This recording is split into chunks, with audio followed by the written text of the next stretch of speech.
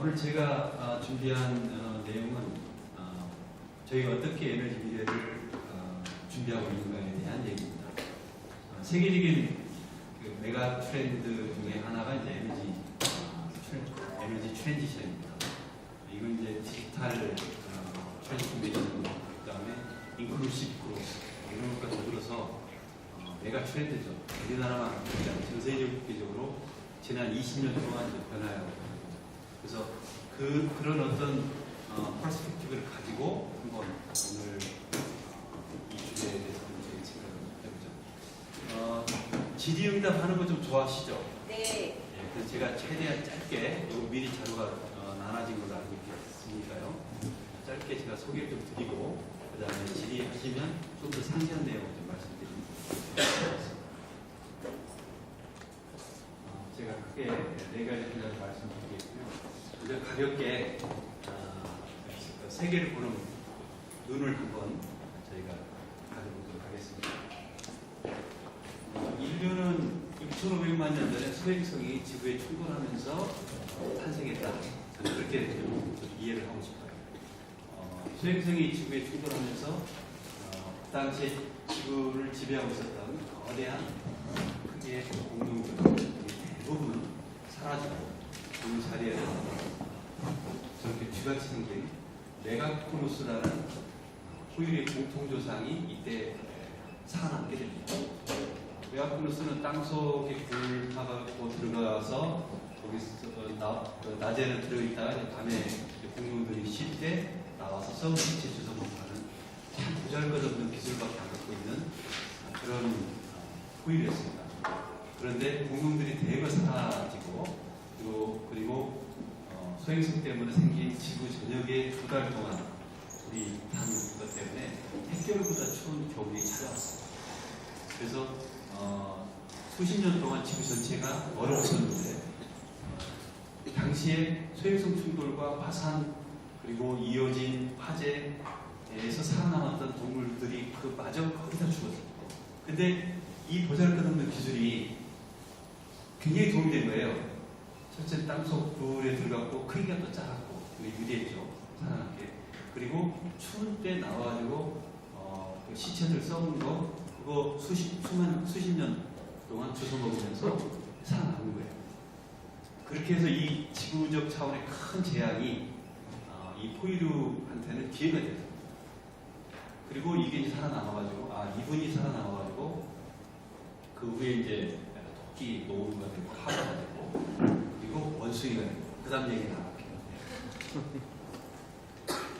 자, 그래서 지난 6,500만 년 동안의 한번 지구 역사를 한번 이제 좀 좁혀서 놓고 보면요. 공룡들이 다 사라진 게 아니고 시조새 중에 일부가 다 나와서 모든 조류의 공통조상이 됐습니다. 그래서 독수리가 참새 잡아먹지만 같은 조상이에요. 같은 조상 두 후손끼리 서로 지금 잡아먹는 그런 거죠. 그래서 보시면 조류들은 비슷해요. 오리 너구리 한번 비교해 보시죠. 서로 태생이 달라야 다르지 태생이 같기 때문에 불이라든가 발톱이라든가 이런 거 보게 되면 크기가 좀 다를 뿐이지 별로 실은 본질적으로 다르죠. 우리 인간도 계속 수십 종이 있어 왔죠. 그 중에 가장 최근에 이제 네안데르탈인이 약 28,000년 전, 28,000년 정말 얼마 안 된다고 해서 인류 문명이 이제 그 만 년 정도니까 3만 년 전이니까 그죠. 그래서 호모사피엔스와 같이 약 20만 년 동안 이렇게 살아왔죠. 그래서 결국 지구 생명의 역사가 얘기하고 있는 건 뭐냐면 결국 우리가 환경 변화를 다 구축할 수 없다면 그 변화에 적응한 것만 살아남았다. 재결치가 뭐 이런 데서 영감을 얻어서 기업이 돼서 그런 것 같아요. 20만 년만 좀 좁혀놓고 보면 인류 문명은 대부분의 기간을 아프리카 중심으로 있다가 이제 최근에 이제 이렇게 3개 대륙으로 아시아, 유럽, 미국으로 패권을 겨우 한 600년 동안 이렇게 서로 주고받고 한 거죠. 이러면서 이른바 우리가 이해하고 있는 이제 근대 역사와 현대사로 이렇게 이루어집니다. 이게 이제 어디로 갈지 이제 지금 길목이 현재 있는 거죠. 자, 그래서 인류 역사 이제 10,000년 정도를 좀 집중해서 놓고 보게 되면 어떤 변화가 있었느냐? 인구 변화가 일단 있었죠. 그래서 앤디 토플러가 말하는 3대 혁명, 그래서 이 지구 역사를 그 인류 역사를 놓고 보시게 되면은 구석기, 신석기, 청동기, 철기 이런 형태로 분류하죠. 결국 도구의 역사입니다. 도구는 곧 기술 사용의 역사고, 그리고 사회 변화의 역사죠. 그래서 우리가 정치 경제를 미래를 보는데 얘기를 많이 합니다만, 이걸 바꾸는 근본적인 원인은 사회 기술이다. 저는 그렇게 제가 뭐 미래지각대학원에 있으면서 우리 7가지를 얘기했지만, 이것들 간에도 우선순위를 얘기하자면 그렇게 얘기할 수 있지 않을까. 오늘은 물론 저희가 환경 중심으로 얘기를 할 겁니다만, 이 스태프라는 말을 만드신 분이 그 임수태 원장님. 예. 제가 뭐저 장명수 하나 살릴까 보다. 미래 우리 저 산업 5대 산업으로 메시아, 최근에 제가 이름을 갖다가 그 베스트 K로 바꿨습니다만, 그것도 제가 작성했습니다. 자, 그래서 이게 이제 의미하는 바는 뭐겠습니까? 미래 변화는 이런 식으로 오고, 그것이 우리한테는 우리 항상 하는 얘기지만 위기가 곧 기회가 될 수 있다. 그래서 최근 우리한테 산업적으로 여러 가지 어려움이 있고, 또 에너지도 급변하고 있는데, 여기에서 우리가 어떤 시각으로 이 문제를 해야 될 거냐, 저는 제가 좀 소개했다, 가볍게 해드렸습니다.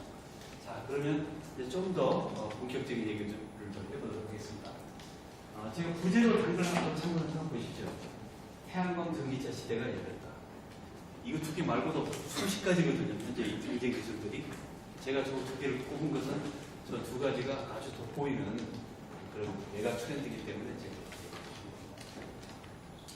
제가 사람이 음식 없이 한 달 정도 살 수 있습니다. 물만 먹고도 그죠?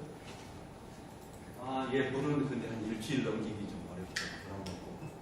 불안 먹고 몇 년째 사시는 뭐 수십 년 산다는 인도의 성자도 있습니다만, 보통 사람들은 어림없는 얘기예요. 근데 전기는 몇 초만 떨어져도 안 되는 그 시스템이 있죠. 이만큼 이제 전기는 지금 중요하다. 다 이제 리소스들입니다. 그런데 리소스들 간에 이런 차이가 있다. 그 다음에 에너지는 사실 굉장히 귀한 거긴 한데, 실은 흔한 겁니다. 굉장히 넘쳐요. 예를 들면 지금 추우니까 좀 따뜻한 거지 우리가 원해서 이것도 에너지를 인식하죠. 근데 불과 6개월 전에 얼마나 더웠습니까? 그죠? 6개월만 시차 이렇게 옮기면 실 열 문제 완전 해결됩니다. 열애를 문제는. 그래서 뭐 그런 걸 이용하게 돼요. 연구도 하고 독일에서 산업 경제성 문제, 뭐 기술 문제, 사회적인 문제 걸려서 지금 기다리는 뿐이죠. 이제 에너지원별 이렇게 크기를 쭉 이렇게 해놨는데요. 가장 큰 에너지원이 이 태양광입니다. 이렇게 많은데 실제 우리가 필요로 하는 것은 이 정도밖에 안 돼요. 9kg. 부피라니까 겨우 보이는 정도죠. 1000분의 1도 안 돼요. 굉장히 적습니다. 면적으로 따져도요, 지구 전체의 사하라 지역의 이 정도 면적이면 인류가 필요로 하는 모든 에너지를 다 충족할 수 있어요. 그래서 에너지는, 이게 제가 한번 정의를 해본 겁니다. 에너지에 대해서 저도 원장하면서 저는 항상 철학이 중요하다고 보거든요. 철학이 되게 깊은 생각이죠. 그 본질적인 게 뭐냐, 에너지의 본질이 뭘까. 굉장히 간단한 질문에 대해서 답할 수 있어야 돼요. 그래서 에너지가 과연 부족한가? 에 대한 저의 답입니다. 에너지는 쓰는데 돈이 많아요. 쓰는데. 널려있는데. 그래서 이걸 어떻게 쓸 거냐의 문제라는 거죠. 그래서 초점을 우리가 잘 봐야 되겠다. 에너지 자체가 부족한 게 아니다. 옛날에는 석유 구존 자원이 얼마냐 이런 걸 물어본 적이 있었어요. 요즘은 그거 물어보면 그 사람 자원 전문가 아니고 금방 들어가는 거. 마치 우주 태양광 얘기하면 그 사람은 우선전력 전문가 아니라는 걸 다 드러내는 것 같아요. 지금은 석유는 매장량으로 안 따지고요. 석유는 매장량으로 치자면 300년이고 400년이고 얼마든지 캐낼 수 있다고 봅니다. 비용이 무슨 돈이에요. 그래서 채굴 가능량으로 따지는 거지 매장량이라는 의미가 없다. 채굴 기술이 바뀌면서 석유 제가 오늘 긴 얘기는 않겠습니다. 그쪽은 계속 바뀌었죠. 셰일오일 나오고 그 다음 이거 끝나면 또 샌드오일이 있어요. 샌드오일 다음도 기다리고 있어요. 비용이 많이 들고 그리고 충분한 기술이 아직 없어서 그럴 뿐이지 지구에 가스가 됐든 석유가 됐든 매장량 풍부하다. 석기 시대가 돌이 떨어져서 끝난 게 아니고 금속 기술이 나오면서 끝난 거죠. 마찬가지예요. 석유, 석탄 가스 다 같은 의미입니다. 에너지원 자체가 무조건 게 아니다. 갖다 쓰는 비용이 문제고 또 그것만의 문제가 아니라 경쟁이 문제다. 경쟁 기술의 문제다. 내 것만 좋아서 되는 게 아니다. 그래서 이런 부분을 잘 관찰해서 이 문제를 들여다보겠습니다. 국가별 에너지 소비로 치면 한국이 7위라고 그러거든요. 우리 굉장히 에너지 많이 쓰는 나라로 지각하고 있는데요. 사실 여기에 약간의 오해가 있어요. 개인들이 쓰는 것은 우리나라 전체 쓰는 에너지의 20%가 아닙니다. 대부분 산업에서 갖다 써요. 그래서 특히 석유화학산 그쪽에서 갖다 쓰고 있는 게 절반 가까이 되기 때문에 사실 유가가 오르면요. 우리나라 석유화학 쪽의 수지가 개선되고 수출이 막 늘어나서 전반적으로 우리나라한테 좋습니다. 사실. 이런 사실이죠. 네. 그래서 물론 가정에서의 전략은 좀 필요한데 OECD하고 비교해보면 이제 평균 수준이에요. 1인당 쓰는 거. 그래서 너무 죄책감 갖지 마십시오. 전기에는 좀 풍성하게 쓰시고 그리고 지하철에는 온도 28도 올리는 거 제발 좀 26도나 22도까지 좀 낮추자고 좀 얘기 좀 해주세요. 제가 정책기획위원 하면서 산업부 담당해서 산업부한테 그렇게 하라고 했는데도 말 안 듣더라고요. 국민적 여론이 필요합니다. 저는 이제 지금 산업부 산하기관장이라 이런 말을 못해요. 어쨌든 우리나라가 에너지를 많이 쓰는 나라라서 에너지 관심 안 가질 수는 없는 거죠. 7위 정도 됩니다.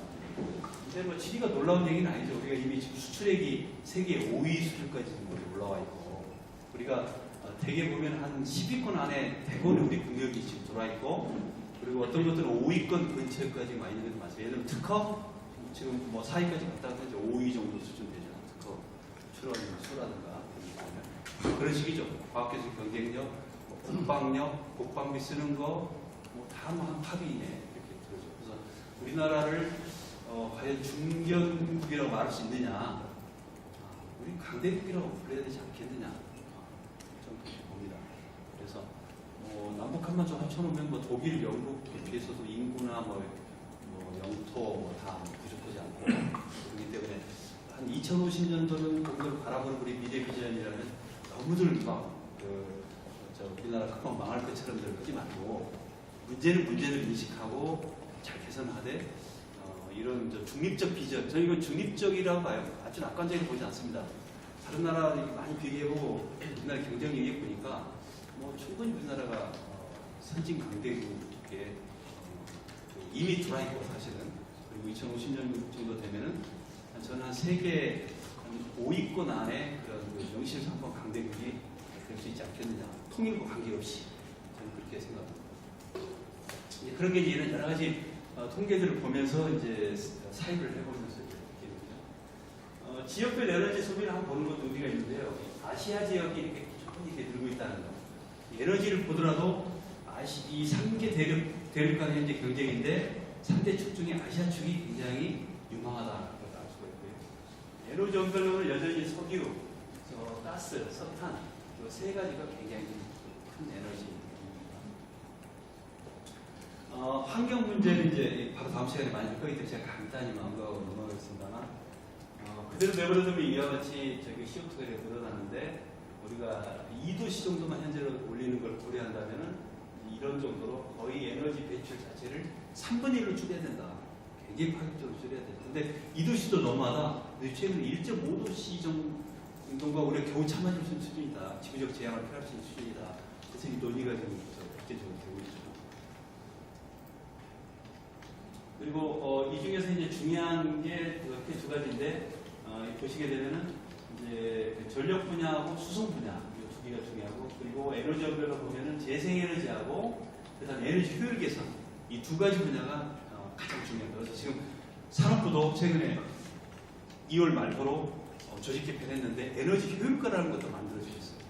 그래서 재생에너지하고 에너지 효율 이 두 가지가 세계적인 트렌드이기도 하고 우리나라도 이 두 분야를 중점적으로 중점성을 그래서 해가고 있는 거다. 그리고 또 하나 전기가 문제 있어요. 전기만 에너지는 아니거든요. 다양한데 전기가 가장 편리하고 있기 때문에 다른 에너지원들이 자꾸 전기로 올라오는 경향이 있어요. 에어컨, 히터 다 전기를 요즘 쓰지 그걸 굳이 가스 내는 걸 안 한다는 거죠. 그런 추세도 아니다. 세계적으로. 이 부분이 이제 중요한데 이 트렌드를 이해하는 게 굉장히 중요합니다. 전 세계적으로 1970년대부터 지금까지 약 50년 동안 에너지원들의 그 비율을 보시게 되면 석탄은 서서히 이렇게 감소하는 20여 년 전부터 감소하는 추세이고요. 그리고 원자력도 16%까지 됐던 적이 있는데 꾸준히 지금 줄어가지고 20년 전부터 보면 현재는 10% 근처까지 지금 내려가고 있고요. 그리고 이제 유류도 3% 근처까지 내려갔습니다. 반면에 재생에너지하고 천연가스가 비약적으로 증가를 해서 지금은 전체 전력 중에서 가장 이제 큰 비중을 차지하는 쪽으로 지금 가고 있다. 그래서 이게 에너지라는 게 한번 설치가 되면 되게 30년 내지 50년 정도 이렇게 쓰거든요. 그렇기 때문에 현재 투자가 어떻게 되고 있느냐를 또 보는 것도 모르겠어요. 앞에 건 접근한 거기 때문에 현재 것을 봐야 미래를 30년 미래가 쉽게 예측이 되거든요. 이거 쭉 접근해 보면 이제 이해가 나오니까. 그래서 이제 투자를 비교해 보게 되면은 이게 잘 안 보이는데 보이는 거 혹시 있습니까? 배터리가 조금 떨어져 가는 거예요. 재생에너지가 약 한 6년 전부터는 나머지 다 합친 것보다도 더 투자가 많아지고 있다라는 게 이제 중요하고요. 재생에너지는 옛날에는 그저 환경에 대한 좀 관심 있는 사람이 좀 약간 간지나게 하려고 좀 쓰는 정도로 이지해왔던 점이 있었어요. 그런데 이게 지난 10년 동안 실은 그 전부터 변화가 있었습니다만 이제 메시브한 변화가 일어난 게 이제 지난 10년인데요. 그래서 이때부터 이제 이렇게 굉장히 커지게 된 거죠. 하나 더 올려주시죠.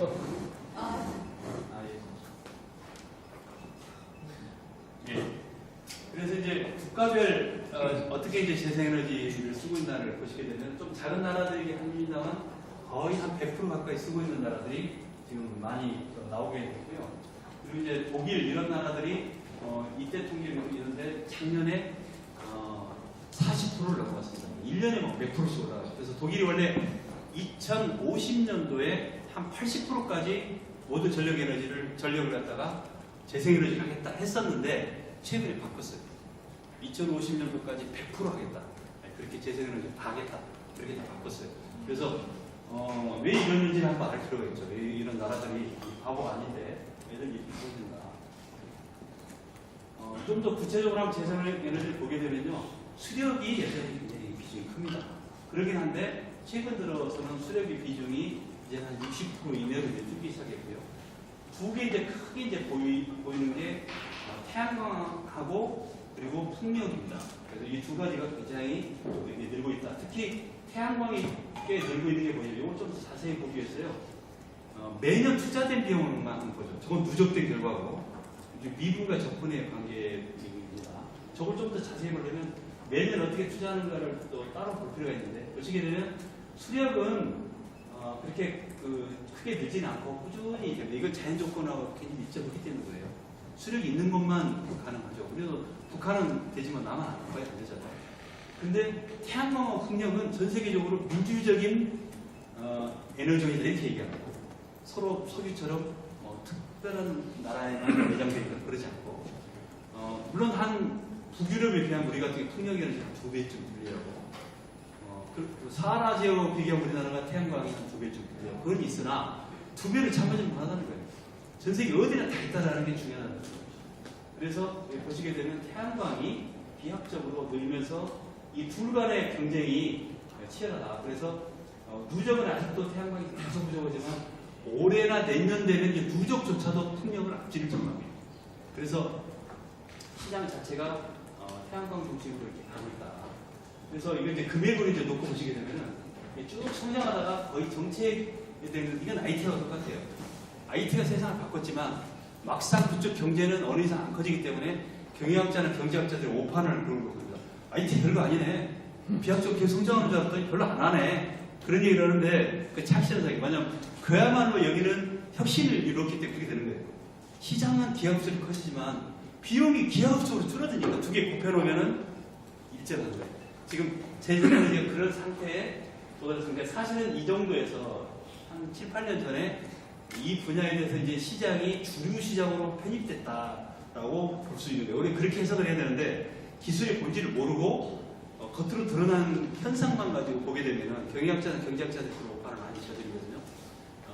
그러면 이렇게 엉뚱한 결론을 도달할 수도 있죠. 근데 실은 이러고 있는 거죠. 그래서 이제 매일 이게 이쪽 끝났다라고 본다거나 어불성설해요. 당연히 안 그렇죠. 그렇게 해석하는 건 하는 사람도 없고요. 이쪽 정부가 중에 재생에너지 지금보다 한 10배 이상 커질 시장으로 보는 것이 항상 많은 부서들을 그래서 대략 한 연간 한 370조, 그러니까 전체 에너지 투자, 신규 투자가 약 연간 500조 정도 되거든요. 교통이 5,400조 원 전 세계적으로. 교통이 한 10분의 1쯤은 돼요.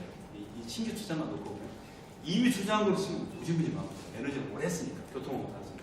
훨씬 오래 했으니까 훨씬 많죠. 그런데 보시게 되면 이런 식으로 여전히 그 태양광이 가장 크고, 풍력이 그 다음.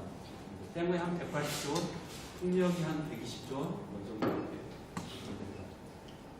원자력은 19조 원, 전 세계 그 시장은. 태양광이 한 10분의 1 정도로 확 줄었어요. 시장 자체가. 풍력의 트렌드는 뭐냐? 커지는 거예요. 커질수록 유리하고. 높은데 바람까지 잡을 수 있고, 면적의 에너지가 비력이 되는 그런 거죠. 그 트렌드가 같고. 태양광은 효율입니다. 최근에 40% 가까이까지 높은 게 나왔어요. 지금 현재 22%짜리거든요. 그게 주력이에요. 거의 2배까지 커지게 되면 과연 우리나라에 이 부지가 있느냐? 제가 이제 다음 주에 나올 그 칼럼에 그 내용이 다 써요. 우리나라 전체 에너지를, 전기 에너지를 다 하는데 대략 한 현재는 3.5%면 되고요. 앞으로 늘어나서 또 5%면 됩니다.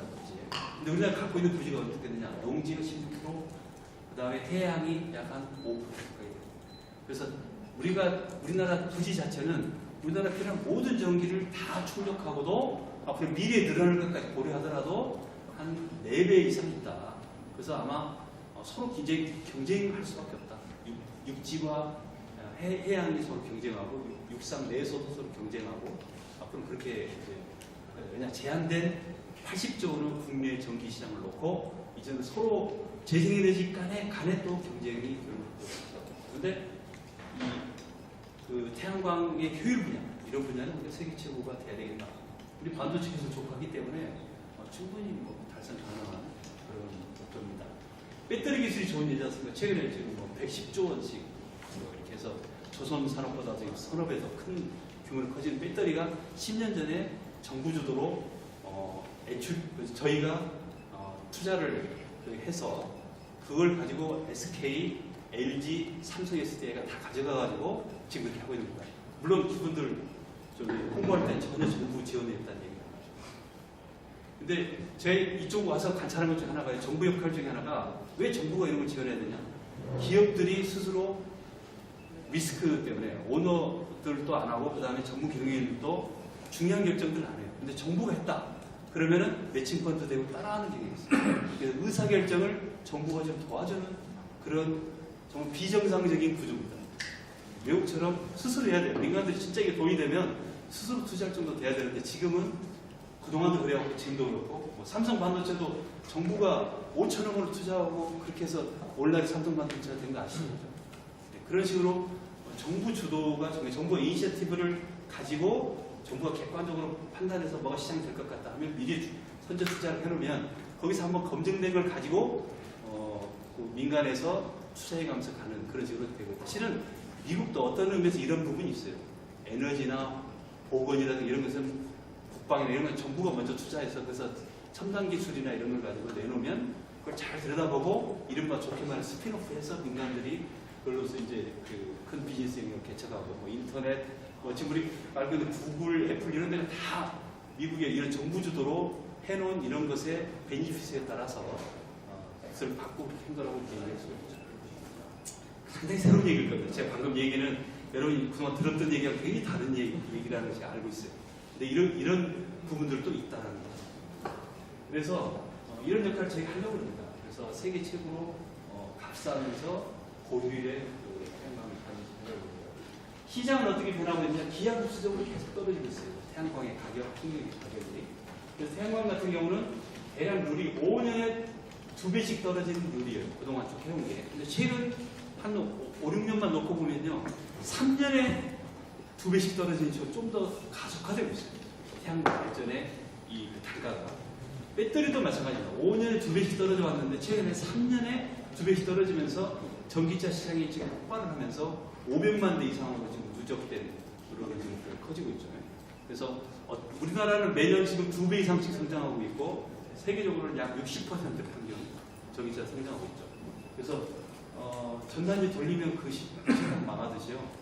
잘 나가는 곳은 소리소문 없이 이렇게 커지는 거예요. 그래서 망하는 것만 나와 보지 마시라. 그것도 진실이겠지만 이렇게 커져가고 있는 것도 진실인데 진실은 잘 안 보인다.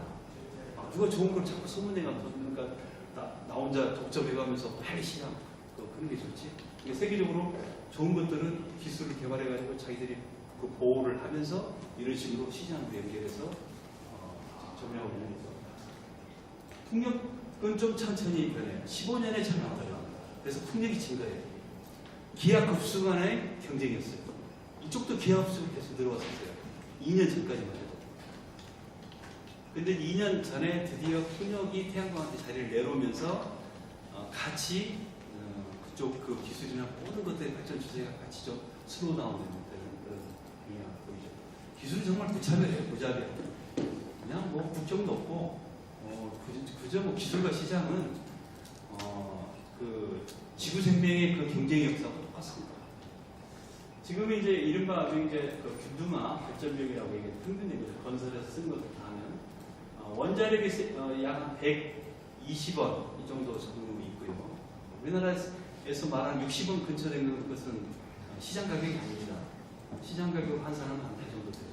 그래서 세계적으로 태양광이 100원 근처까지 내려왔고요. 그리고 해상풍력하고 육상풍력하고 수력이 가장 쌉니다. 지금 현재 에너지 전체로 보더라고요. 그래서 석탄이 약 한 80원, 그렇죠. 가스 한 100원, 우리나라 얘기. 미국 같은 거 훨씬 싸고요. 미국이 석유, 원자력, 또 심지어는 태양광, 풍력조차도 많이 안 하는 중요한 이유가 뭐냐면 시일가스가 거의 공짜로 나오기 때문에 가스 발전이 굉장히 늘면서 다른 이런 경쟁 기술들이 특히 미국은 굉장히 사그라드는 그런 경향을 보이는데 세계적으로는 이런 대략 가까이까지 있다. 리튬이온 배터리도 아까 말씀드린 대로 급속히 가격이 떨어지고 그러면서 ESS하고 전기차 이 두 가지 대용량 저장 장치 최근에 뭐 화제 많이 나와서 아시는 거지. 그게 또 이와 같이 비약적으로 늘고 있는 추세가 결국 재생에너지의 간헐성 문제하고 같이 또 맞닿는 문제입니다. 전기차는 앞으로 20년 후에는 완전히 주력 차종으로 바뀔 전망입니다. 그래서 저도 지금 아이오닉 차 타고 있는데 1년 넘었거든요. 저희 관용차도 다 올해 전기차로 다 국산 전기차 바뀝니다. 괜찮았죠. 가보니까 충전 문제가 다 쏟아진 거 하나 빼놓고는 모든 거 많아요. 에너지 효율도 이제 중요한 그 시장인데요. 간단히 이것만 하고 넘어가게 되면 그 중에 하나의 에너지 비 관리 시스템을 놓고 보더라도 이렇게 성장을 하고 있고요. 전 세계적으로도 굉장히 이제 크고 있지만 보시다시피 어마어마하게 크고 있죠. 그래서 거의 78조 원 이 정도 시장이고 입장이 굉장히 많이 나오는 시장입니다. 독일은요 최근 5년 사이에 전기 사용량이 오히려 한 6% 줄었어요. 줄면서도 경제 성장을 이뤘거든요. 우리나라가 좀 이런 면에서 에너지 효율 쪽에 너무 투자가 좀 적었던 건 사실이죠. 그래서 앞으로 뭐 제로 에너지 하우스니 뭐 이렇게 나올 건데 그런 쪽으로도 저희가 투자를 하고 있어요. 예를 들면 슈퍼 단열 벽지 이런 것도 저희가 지금 개발을 하는 품목 중에 하나입니다. 그래서 에너지 패러다임이 옛날에 경제성 하나로 처리했다면 지금 환경이나 안전 문제, 후쿠시마 사고라든가 최근에 LPG 폭발 문제라든가 수송관 문제라든가 이런 것들이 정말 안전 문제 아니겠어요? 석탄 화력, 김용준 선생님 사망 사고라든가 정말 안전 문제 이런 걸 이제는 뭐 외면하고 갈 수 없는 시대가 됐다는 거죠. 그리고 또 하나 사회적 순서입니다. 원자력이든 태양광이든 풍력이든 뭐든 주민들이 싫어하고 국민들이 싫어하면 할 수 없는 거죠. 그래서 이 사회적 순서과 같이 가야 되겠다는 거죠. 자, 그래서 에너지 패러다임이 어떻게 변화되고 있는가 한번 보죠. 이런 요인 때문에 바뀌고 있는 것들이 이제 여전히 이제 오일과 가스 그게 끊긴 한데 재생에너지 발전 이런 것하고 여전히 석탄, 같은 그 화석에 이런 것들이 이제 지금도 투자는 상당히 되고 있는데 보시게 되면 이미 이제 역전된 것도 보시가 지금. 그래서 우리 정부는 그러면 어떻게 하고 있냐? 지금 세계가 이렇게 바뀌고 있는데 그래서 우리 정부가 하고 있는 게 크게 세 가지죠. 재생에너지 늘리고 탈원전 탈석탄한다. 이거 가지고 하지 많은 거 알고 오늘 또 아침에도 무슨 원자력 학회가 이렇게 한국 국민들 굉장히 많이 탈원전 반대한다고 그렇게 하는데 원자력 학회가 조사하는 건 항상 그래왔어요. 또 다른 조사는 전 반대로 나와요. 그래서 국민 여론이라는 것들 뭐 다양한 시각을 볼 수 있는 거죠. 근데 그럼 왜 이렇게 그것도 방향은 좋다지만 왜 급격하게 하는 거 아니냐 그런 지적들이 있는데 앞에 보시게 되면 급격한 게 아니고 10년 전에 이 우리나라가 했어야 될 일인데 미뤄온 거예요. 그 이유 중에 하나는 뭐냐면 우리가 원자력 쪽에 지금 수소연료 전차도 마찬가지입니다만 세계 최고 수준의 기술을 갖고 있는 것이 우리 발목을 잡고 있어요. 석탄도 우리 별로 주목은 안 했지만 세계 최고 기술이에요. 세계 최고가 44% 지금 효율인데 우리가 43% 나와요. 관련된 기술도 거의 다 국산화 다 했어요. 국내 생태계가 아주 넓어요. 크게 있어요. 이게 발목을 잡고 있어요. 두 개가 지금도 크게 도전하고 있는 이유가 그리고 태양광이나 풍력이 다른 나라에 비해서 훨씬 우리가 비중이 적은 이유는 이 두 기술이 많고 그 다음에 여기에 종사하는 똑똑한 사람들이 많고 그렇기 때문에 이 관성 때문에 쉽게 변하지 않는 거죠. 그래서 지금 급한 것이 아니고 그동안 안 한 것을 밀린 숙제를 하다 보니까 지금 벼락치기 공부를 하고 있는 그런 상황이다. 그래서 우리가 지금 조치하고 있는 건 뭐냐면 굉장히 마일드한 걸 하고 있어요. 독일 같은 경우도 그렇고 영국도 그렇고 영국은 지금 3조 투자해서 짓고 있는 것도 셧다운하고 아예 안 짓고 독일도 이미 충분히 쓸 수 있는 것도 지금 안 하고 있고 중국을 제외한 많은 나라 아주 중소규모 작은 나라 빼놓고는 메이저 국가들 대부분이 다 굉장히 가격한 우리 기준으로 보면 탈원전을 하고 있습니다. 지금 가동주인 것도 더 쓸 수 있는 데도 안 쓰고 그렇게 하고 있죠. 이게 안전 문제도 일부 있지만 후쿠시마 사고 때문에 그렇죠. 그 전부터 이미 시작됐다는 거예요. 왜 그러냐? 경제성 때문에 경제성이 없어요. 원자력. 저희 이거 처음 듣는 얘기가 많아요. 이런 얘기 자체가 안 돌고 있어요. 있는 그대로를 안 보여주니까 생긴 왜곡 현상 중 하나입니다. 그래서 단적인 예를 국내 원전이 초기 질 때는 고리 원전 이런 걸 때는 1조 원 수준밖에 안 들었어요. 근데 지금은 5조도 넘습니다. 외부 발표하는 한 원전 하나당 4조 한 5천억 이러는데요. 폐기물품 빼고도 얘기해요. 그럼 포함하면 지금 얼마인지 계산도 안 되고 훨씬 더 많고요. 그거 빼더라도 그동안 건설하는 거 보면은 통상 한 20% 정도 올라갑니다. 처음 계획한 거고 항상 그래왔어요. 우리나라 원전이. 그거 감안하면은 거의 6조 원까지도 가지 않겠냐는 겁니다. 이것도 굉장히 싼 거예요, 세계적으로. 그다음 다른 나라에 비하면 거의 원전이 한 절반 정도 갈 밖에 안 됩니다. 그래서 경쟁력이 꽤 있어요, 우리나라. 이런 면에서는. 그래서 수출은 우리 해볼 만하죠. 왜냐하면 지진도 없고 하기 때문에 그런 데는 해도 되는데 우리가 활성 지진대에 있는 데는 더 이상 안전하다고 말할 수가 없게 됐다. 제가 간단히 한번 통계를 보면요. 전 세계 약 400개 정도의 원전이 지난 60년 동안 가동했는데 그 중에서 알려진 것만 3건의 사고가 있었죠. 큰 사고가. 대략 100분의 1 정도입니다. 항공기를 보게 되면요. 지난 한 60년 동안 대략 평균적으로 한 2만 대 정도가 세계에서 날아다녔는데 1,800 몇 기 정도가 사고가 났습니다. 대략 한 10분의 1 정도 되는 거죠. 그 비율로 따지면. 거기에 비하면 한 100분의 1이니까 한 10배 정도 더 안전하죠. 항공기 사고보다는. 근데 자동차 사고보다 항공기 사고가 한 100분의 1 정도밖에 안 나지만 한 번 나면 거의 탑승자 전부 죽듯이 원전은 훨씬 사회적인 그 피해가 훨씬 큰 거죠.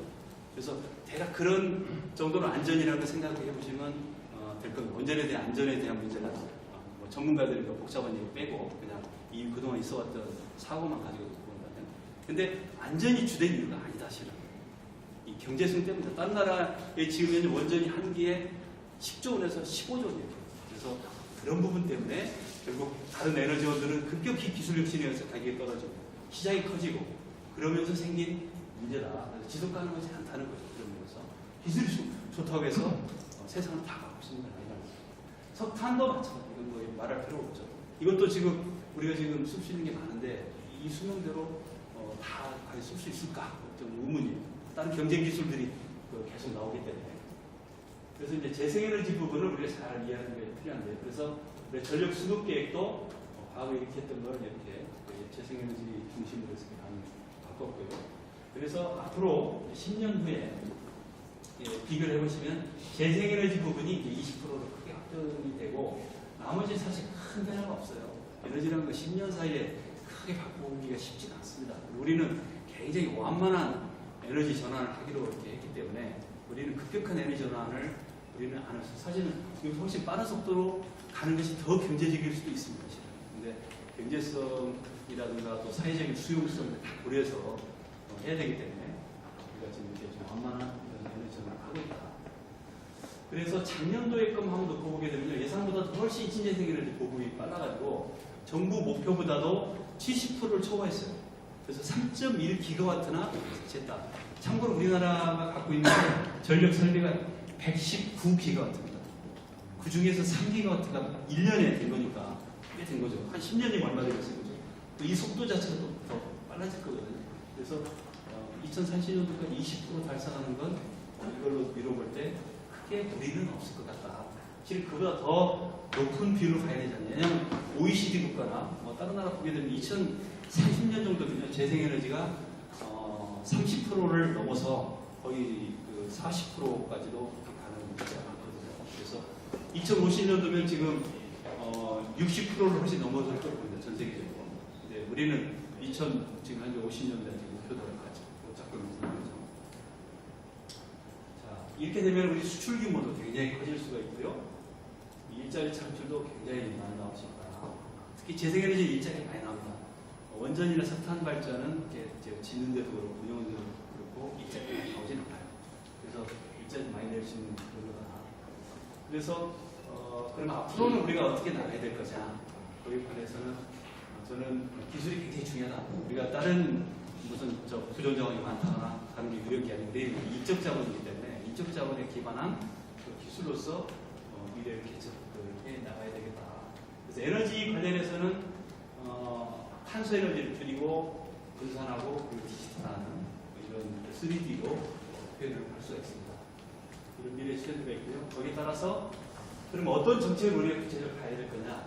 몇 가지가 있는데 첫째는 태양광 중심으로 재생에너지를 확대해야 되겠다. 그래서 그중에 하나는 이제 그 해상의 에너지입니다. 이거 이제 최근에 저희가 ABP이 굉장히 강조하고 있는 분야인데 서해안과 남해안 지역이 지자체들이 굉장히 지금 반응이죠. 제가 지난주에 전라북도지사님 만나뵙고 태만금 후속으로 우리가 어떻게 나갈 거냐 논의 됐는데 이쪽으로 1년에 80조 원의 그 전력 생산을 지역으로 가져가서 할 수 있다면 매년 6조 원 정도씩 투자를 우리가 20년 정도 하잖아요. 그럼 186조 원이 됩니다. 현재 시가로 환산해서 그렇게 하게 되면은 6년이면은 정부 투자가 해주세요. 그리고 1년에 33조 원씩 나옵니다. 그 이후까지는 고려하면 이제 80조까지 커질 수 있는 재원이고요. 그래서 이 재원을 지방 재정으로 갖다 쓰면은 균형 발전이 하는데 굉장히 좋다. 중앙 정부에 손 안 벌리고 할 수 있다. 그래서 제가 지금 그거로 지금 지자체 장들한테 이제 얘기를 해나가는 중이고 저희가 이거에 대해서 이런 가능성이 있다 해서 했더니 16개 광역 시도에서 전부 그럴 의향이 있다라고 이제 해서 올해 저희가 아주 구체적으로 이 얘기를 해 나갈 겁니다. 그리고 이제 이런 에너지 저장하는 것도 중요하고요. 그 다음에 아리백 기업 위치가 중요합니다. 리뉴얼 에너지로 100% 다 하겠다라는 게 이제 이런 기업들이거든요. 지금 전 세계적으로 150개 넘는 기업들이 가지고 구글, 애플, 아마존 다 가지고 있고 삼성도 2020년도까지 이거 이제 100% 하겠다고 하는데 문제는 국내 재생에너지 너무 없어. 이거 해야만이 전 세계 그 공급망에 들어갈 수 있거든요. 마켓에 들어갈 수 있는 게 문제고 방금 말씀드린 지역 균형 발전 재원으로 재생에너지가 이제 쓰일 수가 있다. 그리고 에너지 수요 관리 효율화 이 분야도 저희가 중점적으로 육성하려는 분야입니다. 그리고 에너지 안전 기술의 패러다임을 이제 좀 바꿔야 되겠다. 그래서 안전 자체에서 가스 안전, 전기 안전 이렇게만 했는데 이제는 신산업까지 포함해서 에너지 안전을 굉장히 저희가 강조하는 그런 트렌드로 되고요.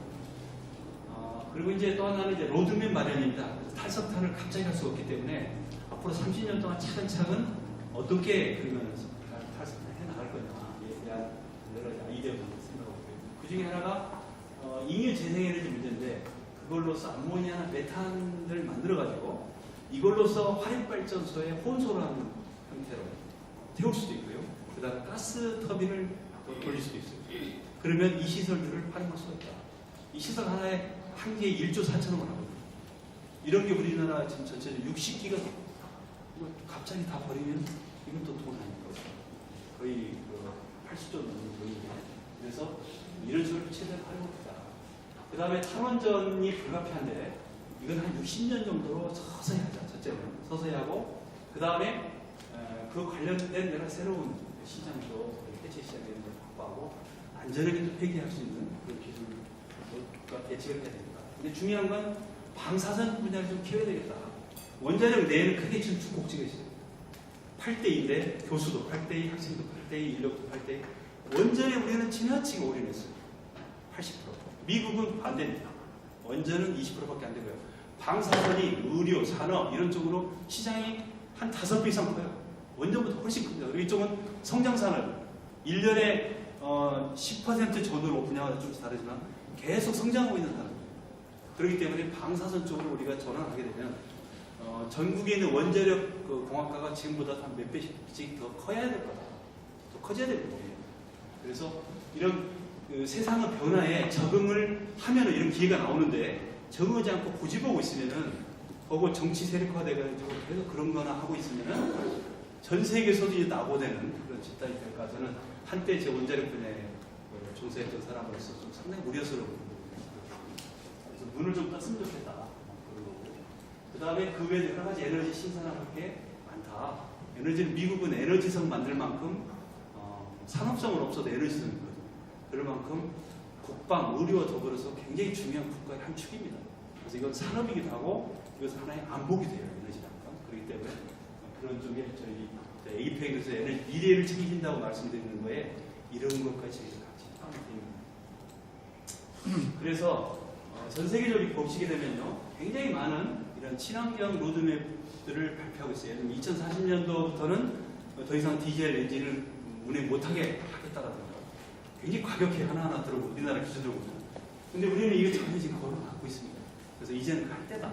그래서 저는 이것도 굉장히 마일드하게 제 성격이 좀 그래서 이제 이거 제가 제안하는 거예요. 친환경 에너지 로드맵을 2030년, 40년, 50년까지 이런 여러 가지를 미리 제시를 해야 기업들이 여기에 대비하죠. 그래서 정부가 해야 될 일이 정책과 제도 마련이 가장 중요한 거거든요. 그래서 이런 걸 한번 논의를 이제 해나가야 되지 않느냐. 그래서 제가 작년 말에 이런 걸 논의하는 하나의 연구회를 저희가 출범을 해서 에너지 비전, 미래 비전을 그래서 그런 데도 하고 있고 저희 에너지 전환 포럼도 저희가 지금 매달 그래서 하고 있습니다. 그래서 저는 이제는 2030년도에 20% 하겠다는 그걸 이제 넘어서 해야 될 때가 됐다.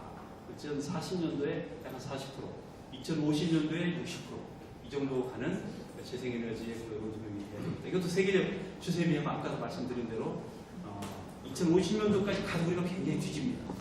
그래서 이런 거 우리가 가장 앞서가야 되는데 일단은 저는 이렇게 목표를 제시하지만 뭐 앞으로 한 10년 후에 다른 사람들도 보고 뭐 이 정도밖에 안 했어. 더 그 세계 추세에 맞는 그런 걸로 할 수도 있겠죠. 그래서 저는 에너지로 부국을 만들 수 있다. 그렇게 꿈을 꾸고 있습니다. 여러 사람이 꾸면 그 현실이 된다고 그러지 않습니까? 네, 감사합니다.